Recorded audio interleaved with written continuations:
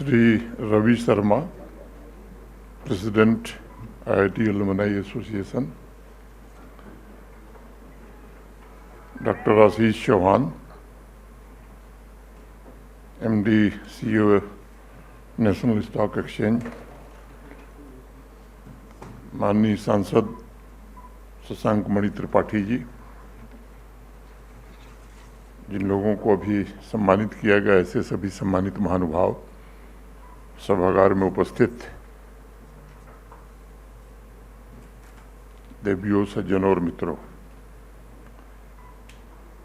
सबसे पहले मैं IIT एलुमनाई काउंसिल को हृदय से बहुत बधाई देना चाहता हूं, जिन्होंने विकसित भारत तथा अन्य कई महत्वपूर्ण बिंदुओं को लेकर वर्ल्ड विजडम फोरम का ये आयोजन किया है। विभिन्न सेक्टर्स के दिग्गजों को आज सम्मानित किया गया है। मैं उन्हें भी अपनी हार्दिक शुभकामनाएं देता हूं। आप सबने अपने कार्यों से भविष्य की पीढ़ी के लिए एक मजबूत रास्ता तैयार करने का काम किया है और मुझे विश्वास है कि आपका निरंतर योगदान और मार्गदर्शन भारत की साख को भविष्य में और भी मजबूत बनाएगा। हेनरी फोर्ड का एक स्टेटमेंट है, and I would like to quote, if everyone is moving forward together then success takes care of itself. ये सच है कि समाज में जब हर सेक्टर के लोग मिल करके आगे बढ़ते हैं तो वो एक चेन रिएक्शन की तरह हो जाता है, जहां हर सेक्टर दूसरे सेक्टर की नींव को मजबूत करने में अपना योगदान देता है। साउथ अफ्रीका में एक बड़ी प्रचलित कहावत है कि अगर तुम तेज जाना चाहते हो तो अकेले जाओ, लेकिन अगर दूर तक जाना है तो साथ चलो। मुझे अत्यंत प्रसन्नता है कि IIT एलुमनाई काउंसिल भी विकसित भारत के संकल्प को सबको साथ लेकर चलने और दूर तक चलने का एक अच्छा प्रयास प्रारंभ किया है। मैं मानता हूं कि अगर डिफरेंट सेक्टर्स के किसी समूह के मन में कुछ पाने की प्यास है, तब प्यास की पीड़ा ही अंततः प्राप्ति का साधन बनती है।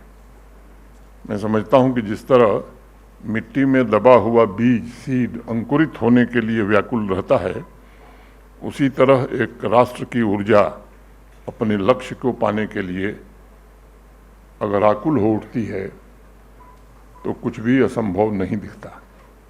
भारत के आदरणीय प्रधानमंत्री श्रीमान नरेंद्र मोदी जी के नेतृत्व में विकसित भारत का बीज अंकुर बनकर उभरने लगा है। अब देश के लोगों की सामूहिक आकुलता, विकास की हमारी तड़प, हमारी प्यास, मुझे भरोसा है कि निश्चित रूप से इसका मार्ग प्रशस्त करेगी। आप सब जानते हैं कि अनेक इंटरनेशनल एजेंसीज ने ये भी प्रेडिक्ट किया है कि 2047 के पहले ही, काफ़ी पहले ही भारत दुनिया की तीसरी सबसे बड़ी अर्थव्यवस्था बन जाएगा। हमारे पास वर्कफोर्स होगा, मार्केट होगी, डिजिटल इंफ्रास्ट्रक्चर होगा, नए इनोवेशंस होंगे, इमर्जिंग टेक्नोलॉजी में नई क्षमता भी देश की विकसित होगी। पिछले 10-11 वर्षों में देश ने इन लक्ष्यों को प्राप्त करने की दिशा में काफ़ी कदम आगे बढ़ाने का काम किया है। एक बात जो मुझे समझ में आती है, जो बात तय नहीं हुई है और जिस बात को एल्गोरिदम प्रेडिक्ट नहीं कर पाया है, वो ये है कि 2047 के विकसित भारत का कैरेक्टर कैसा होगा, उसकी सिविलाइजेशन और उसकी स्पिरिचुअल और कल्चरल रूपरेखा कैसी होगी। यहाँ मौजूद सभी सम्मानित महानुभावों जो अपने अपने क्षेत्र के दिग्गज हस्तियाँ हैं, उनसे मैं जरूर निवेदन करना चाहूँगा कि ये हमें बराबर स्मरण रखने की आवश्यकता है कि इतिहास सभ्यताओं को सिर्फ उनकी इकोनॉमी के आकार के लिए नहीं याद रखता। वो उन्हें इस बात के लिए याद रखता है कि उस समृद्धि से उत्पन्न हुए संसाधनों का, रिसोर्सेस का उपयोग कैसा हुआ। और मैं मानता हूं कि भारत के सामने इस समय एक बहुत ही दुर्लभ अवसर है कि हम अपने कैरेक्टर और अपनी कैपेबिलिटी दोनों को एक साथ विकसित करें। भारत की अर्थव्यवस्था कितनी बड़ी होगी, रोजगार के कितने नए अवसर पैदा होंगे, कितने स्टार्टअप खड़े होंगे, कितने लाख करोड़ का निवेश आएगा, कितनी तेजी से हमारी जीडीपी बढ़ेगी, ये आंकड़े बहुत जरूरी हैं। लेकिन इसके साथ ये भी उतना ही जरूरी है कि हम कैसे शक्ति और संवेदनशीलता का बैलेंस स्थापित कर पाएं। विकसित भारत का सपना सिर्फ आंकड़ों का खेल नहीं होना चाहिए। विकसित भारत का सपना एक ऐसे समृद्धशाली और मजबूत भारत का सपना होना चाहिए जो शक्तिशाली भी हो और संवेदनशील भी हो, जो आधुनिक भी हो और अपनी जड़ों से जुड़ा हुआ भी हो, जो विश्व की सबसे बड़ी टेक्नोलॉजिकल पावर भी बने लेकिन विनम्र भी रहे, जो डिजिटल भी हो और मानवीय भी हो। हमारे लिए विकसित भारत का लक्ष्य ऐसे एक समावेशी भारत का लक्ष्य होना चाहिए, इंक्लूसिव इंडिया, जिसमें विकास कुछ लोगों की मंजिल नहीं बल्कि हर भारतीय का अधिकार बन सके। हमारे महापुरुषों ने, हमारे ऋषि मुनियों ने ये बात बहुत पहले कही और हमारी संस्कृति में ये प्रचलित भी है कि समानी वो आकुति ही समाना हृदयानि व समानमस्तु वो मनो यथा वह सुसहासति। अर्थात हमारे संकल्प समान हों, हमारे हृदय एक उद्देश्य से जुड़े हों, हमारे मन एक दिशा में चलें ताकि हम मिलकर सौहार्द और शक्ति के साथ आगे बढ़ सकें। एक संकल्प, एक मन और एक दिशा के बाद हमारे पूर्वजों ने जो दूसरी प्रार्थना की, सर्वे भवन्ति सुखिनः सर्वे सन्तु निरामया, सब सुखी हों, सब स्वस्थ हों और सब सुरक्षित रहें। इस मंत्र में भारत की आत्मा छिपी हुई है। प्राचीन भारत में सदियों से पहले विकास और सभी की खुशहाली का विजन रखते हुए हमारे देश ने कहा था, प्रगति जो किसी को पीछे छोड़ दे वह पूरी प्रगति, पूर्ण प्रगति नहीं है। इसलिए हमारे सामने आज जो सबसे बड़ी चुनौती है कि विकसित भारत समावेशी विकास वाला भारत हो, ये हमें हर हाल में सुनिश्चित करना होगा। दूसरी चुनौती है टेक्नोलॉजी की पूरी ताकत कैसे सामान्य आदमी के जीवन को ऊपर उठाने में इस्तेमाल की जा सके। कुछ दिन पहले मैं एंथ्रोपिक एआई कंपनी के सीईओ डारियो अमेदेई का एक ब्लॉग पढ़ रहा था।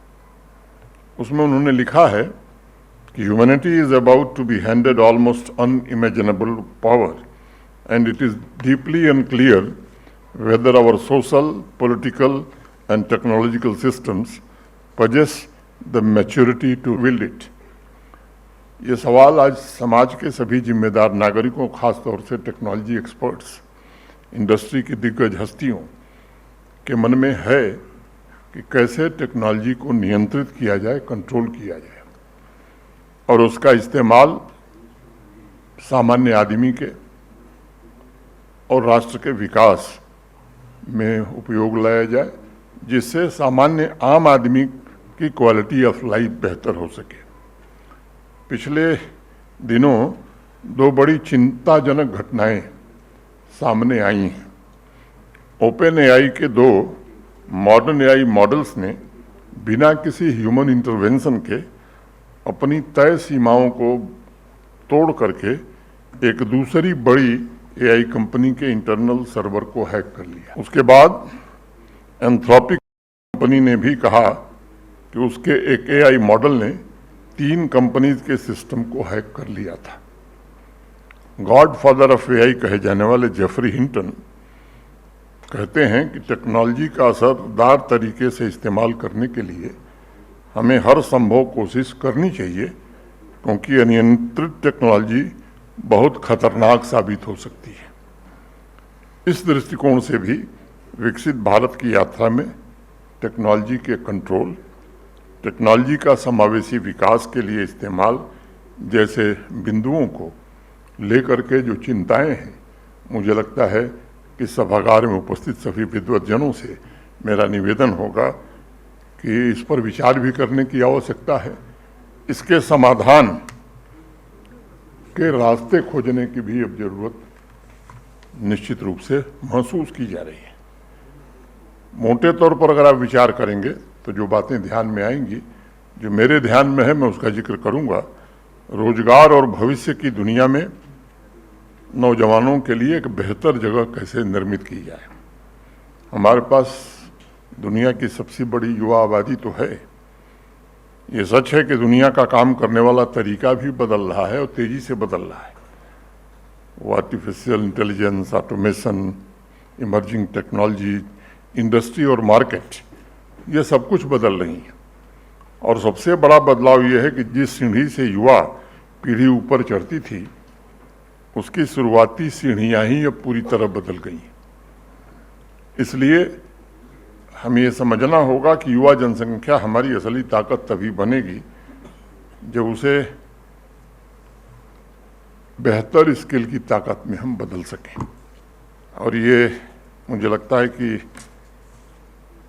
बड़ा आवश्यक है। मॉडर्न टेक्नोलॉजिकल टूल्स के द्वारा केवल नौजवानों को डिग्री नहीं बल्कि कैपेबिलिटी और किसी स्पेशलाइज्ड फील्ड में एक्सपर्टीज कैसे दी जाए, इसका रास्ता हमें तैयार करना होगा। हमें परीक्षा की शिक्षा से जीवन की शिक्षा की ओर नौजवानों को, विद्यार्थियों को शिफ्ट करने में तेज गति लानी होगी। अल्बर्ट आइंस्टाइन का एक स्टेटमेंट आप सब जानते हैं, intellectual growth should commence at birth and cease only at death. इसलिए नौजवान पीढ़ी के लिए बड़ा आवश्यक है कि निरंतर सीखते रहने की आवश्यकता है, मेहनत करने की आवश्यकता है और नव निर्माण के लिए बराबर तैयार रहने की आवश्यकता है। इस बात को भी ध्यान रखना होगा कि भविष्य केवल उन लोगों का नहीं होगा जो बहुत योग्य हैं। मुझे लगता है कि भविष्य उनका होगा जो बदलती दुनिया के साथ स्वयं को सक्षम बनाते जाएंगे। दूसरी बड़ी बात जो समझ में ध्यान में आ रही है, ये क्लाइमेट चेंज का जिस प्रकार का दुष्प्रभाव बढ़ रहा है। यूरोप अभी गर्मियों से जूझ रहा था, कुछ हिस्से में भारत की चुनौतियां झेल रहा था। विश्व के अनेक देशों के सामने और भारत के सामने ये बड़ी चुनौती हो गई है, पानी की चुनौती। बदलता हुआ मानसून, एनवायरनमेंट पर बढ़ता दबाव, इसके रास्ते क्या हो सकते हैं। अब अगर मैं जम्मू कश्मीर की बात करूं तो मोटे तौर पर पिछले साल क्लाउड बर्स्ट, फ्लैश फ्लड, भयंकर बाढ़ के बाद जो इंफ्रास्ट्रक्चर को नुकसान हुआ है, और इस साल भी रजौरी पुंछ में हुआ है, कश्मीर के भी कुछ हिस्से में हुआ है, तो एक मोटा मोटी अनुमान ये लगाएगा कि पिछले साल भारतवर्ष में करीब 1.5 लाख करोड़ रुपए के इंफ्रास्ट्रक्चर का नुकसान ये बाढ़ की विभीषिका के कारण हुआ है। दुनिया में 12 लाख करोड़ से ज़्यादा का नुकसान हुआ है। फिर हमें इस पर सोचना ही होगा कि विकास का कौन सा मॉडल हम अख्तियार करेंगे। ये बदलता हुआ मानसून, एनवायरनमेंट पर बढ़ता दबाव, ये सब बातें, इनका समाधान निकालना ये बड़ा आवश्यक है। फ्रांस के जैक-इव्स कुस्टो का एक स्टेटमेंट है और वो सबको सोचने के लिए मजबूर करता है कि इतिहास के अधिकांश समय में इंसान को जीवित रहने के लिए नेचर से लड़ना पड़ता था, लेकिन इस सदी में इंसान को समझ आने लगा है कि जीवित रहने के लिए उसे नेचर की रक्षा करनी ही होगी। और हमारे यहाँ तो, हमारे शास्त्रों में तो बात बड़े प्राचीन काल से कही जा रही है। इसलिए हमें इस बात पर विचार करना होगा कि आज डेवलपमेंट और एनवायरनमेंट ये चुनाव नहीं है। आप किसी एक को चुन करके विकसित भारत की कल्पना नहीं कर सकते हैं। असली सवाल अब ये है कि क्या हमारा डेवलपमेंट सस्टेनेबल होगा या नहीं होगा। हम नई पीढ़ी को चमकदार इमारत और टूटी हुई धरती सौंपने का पाप अपने कंधे पर नहीं ढो सकते हैं। हमारी संस्कृति में तो हमारे पूर्वजों ने कहा, माता भूमि पुत्रोहम पृथिव्या, अर्थात ये धरती हमारी माता है और हम इसके पुत्र हैं। इसलिए मुझे लगता है कि डेवलपमेंट का सही अर्थ प्रकृति और प्रगति के बीच एक बेहतर संतुलन बनाना और मॉडर्न टेक्नोलॉजी इस दिशा में महत्वपूर्ण भूमिका कैसे निभाए, इसको तय करना। विकसित भारत की यात्रा में एक चुनौती मुझे इंस्टीट्यूशंस को मजबूत और कारगर बनाने की भी दिखाई पड़ती है। हमारे पास संख्या की दृष्टि से बड़ी संख्या में इंस्टीट्यूशंस हैं, लेकिन अब ये आत्मावलोचन का समय, इंट्रोस्पेक्शन का समय आ गया है कि क्या हमारे वो इंस्टीट्यूशंस इस यात्रा में हमारे सहायक बन पा रहे हैं या नहीं बन पा रहे हैं। पॉलिसीज, इस पर भी गंभीरता से और ईमानदारी से विचार करने की जरूरत है। इन सभी संस्थाओं को अपनी पूरी दक्षता से विकास की कतार में खड़े उस अंतिम व्यक्ति को ध्यान में रखकर काम करने की आवश्यकता है। अगर टेक्नोलॉजी हर 6 महीने में बदल जाए और नियम बनाने में उसके 6 साल लग जाएं, तब तो हमें आत्ममंथन करना होगा और सोचने पर मजबूर होना होगा। इसलिए मैं मानता हूं कि आकांक्षी भारत को केवल और इंस्टीट्यूशंस की जरूरत नहीं है, बल्कि भारत को ऐसे इंस्टीट्यूशंस की जरूरत है जो तेज भी हों, ट्रांसपेरेंट भी हों, अकाउंटेबल भी हों तथा आम आदमी के प्रति संवेदनशील भी हों। चौथी बात जो मेरे ध्यान में आती है वो समान विकास कैसे सुनिश्चित किया जाए। विकास हर जगह एक साथ नहीं पहुंच पाता है। पिछले दशकों में हमने देखा है जो भी रिवॉल्यूशंस हुए, कुछ शहर, बड़े शहर पहले आगे बढ़ते हैं, बाद में कुछ दूसरे क्षेत्र आगे बढ़ते हैं और ये बड़ा स्वाभाविक है। लेकिन अगर आगे बढ़ने वालों और पीछे रह जाने वालों के बीच की दूरी बहुत बड़ी हो जाती है तो विकास अस्थिर हो जाता है। फिर मुझे लगता है कि मुश्किलें खड़ी होती हैं। तो इस बात पर भी हमें विचार करने की आवश्यकता है और उसका समाधान निकालने की ज़रूरत है। बशीर बद्र साहब का एक खूबसूरत शेर है, मुझे ध्यान आ रहा है कि मैं तमाम तारे उठा उठा के गरीब लोगों में बांट दूं, कभी एक रात वो आसमां का निज़ाम दे मेरे हाथ में, कभी वो एक रात आसमां का निज़ाम दे मेरे हाथ। मैं समझता हूं कि विकसित भारत ऐसा नहीं हो सकता है जहां कुछ शहर दुनिया के मॉडर्न शहरों के बराबर हों और कुछ ऐसे शहर हों जो अभी अवसर की प्रतीक्षा कर रहे हैं। मेरे कहने का तात्पर्य यह है कि चमकते हुए शहरों के बीच उपेक्षित भारत अब नहीं रह सकता, न इंतजार कर सकता है। हमें ऐसे भारत बनाने की ओर सोचने की ज़रूरत है जहां हर क्षेत्र मुख्यधारा से जुड़ा हो, जहां हर क्षेत्र का युवा ये महसूस करे कि उसके सपनों की ऊंचाई उसके गांव या शहर की सीमाओं से तय नहीं होगी, बल्कि भारत की नागरिकता से तय होगी। आदरणीय प्रधानमंत्री जी के नेतृत्व में इस दिशा में पिछले 10-11 वर्षों में बड़े ही ऐतिहासिक काम हुए। 25 करोड़ लोग देश से गरीबी रेखा के बाहर निकल सके। लाखों करोड़ों के इंफ्रास्ट्रक्चर देश ने पूरा किया है। दुनिया की सबसे तेज गति से बढ़ने वाली इकॉनमी हम बन गए। इस ग्रामीण इलाकों में ऐसे और शहरी इलाकों में भी ऐसे करोड़ों आवासहीन परिवारों के सिर पर अब नई छत बनी है। करोड़ों घर जो दशकों से एलपीजी कनेक्शन, टॉयलेट से वंचित थे, उन तक सुविधाएं पहुंची हैं। अनेक इस तरह के काम हुए। 7 और 6 जिलों में पुलवामा, शोपियां और बारामूला जैसे जिले भी थे। ये मैं समझता हूं कि एक ऐसा परिवर्तन है जिसे वहाँ के लोग भी महसूस करते हैं, देश के लोग भी।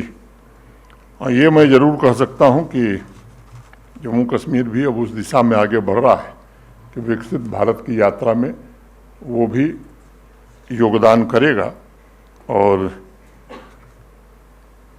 किसी से कम नहीं करेगा। इस दिशा में जम्मू कश्मीर आगे बढ़ रहा है।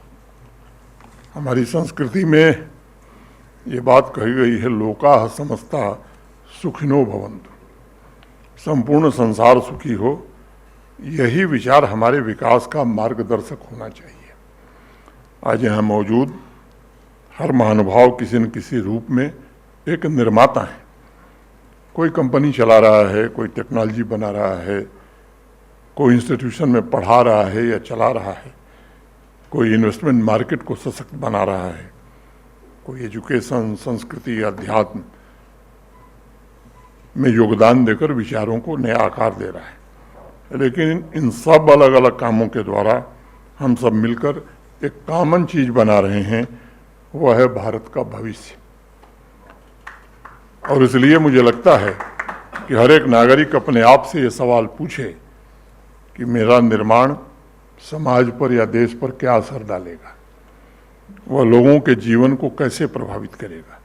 विशेषकर जो युवा साथी यहाँ हैं, 2047 में अपनी ऊर्जा की चरम सीमा पर होंगे, उन्हें आज सोचना होगा कि जब भारत विकसित बनेगा तब आप क्या बना रहे होंगे। प्राचीन रोम के एक दार्शनिक थे, फिलोसोफर थे, सिसरो। उनकी पुस्तक है डी ऑफिसिस। उसमें उन्होंने लिखा कि we are not born for ourselves alone. हमारा जन्म अपना स्वार्थ पूरा करने के लिए नहीं हुआ है, बल्कि देश, समाज और मानवता की भलाई में योगदान देने के लिए हम इस पृथ्वी पर आए हैं। इस भाव से हमें आगे बढ़ने की ज़रूरत है।